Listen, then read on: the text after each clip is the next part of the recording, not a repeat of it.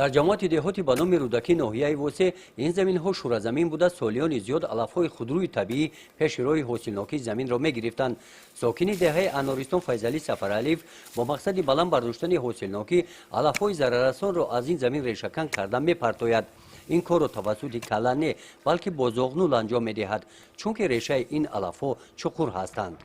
در همین زمین شورزمین ما اصلا همین دو چیز ما رقم میته، خاموش این همین قمای این چیزای هستن که برای اسباب که زمین ما زیر زمینش آبش بلنده، همین چیزا رو توی متر میکنی او در ته هیوخی خوب نمیشوه. خود زمین ما توسط تیرما رو هر یک بتایی که در بیرون ما بچی میبینیم امیرا میکنیم.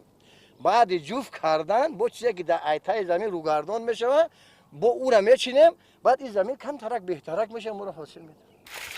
در این موضع دهه انارستان با همین طرز سال گذشته در پهلوی زمین هایی که فیضعلی استفاده می نماید این زمین از علف های بیگانه تازه کرده شده. این سال حاصلناکی آن یک مرتبه بلند گردید. این زمین را برادر فیضعلی نورعلی رحمانوف استفاده می نماید. مکه و لوبیاگی ها حاصل کشتی تکراری می باشند. نورعلی آموزگار است، وقتهای خولگی به دهخانی مشغول است. با زحمت معلم و اهل عائله او زیاده از 1 هکتار شورزمین به زمین کشت تبدیل داده شده. این سال حاصل خوب به دست آوردند. با هدایت های پیشوای ملت اساسگذار صلح وحدت امام رحمان از هر یک وجب زمین خوجگی دهخانی ها کوشش میکنیم که استفاده بریم.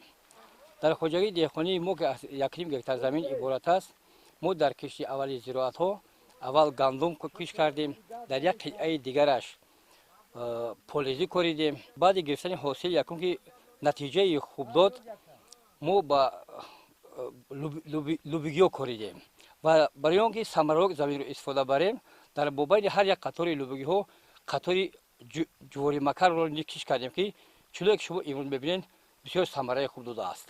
با اقدام برادران فیضعلی و نورعلی دیگر همسایه های عبرت گرفته. زیاده از 18 هکتار شورزمین های این موضع دهه انارستان و زمین های کشت تبدیل داده شدند.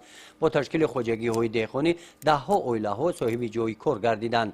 معلم نورعلی رحمانوف با استفاده ثمرناک زمین امسال از خطه زمین نزد هفتگی منزل استقامتیش 1,500 کیلوگرم پمیدور، 100 کیلوگرم میوه جمع آورده شربت و شیرینی های از لحاظ طبیعی تازه ذخیره نموده است.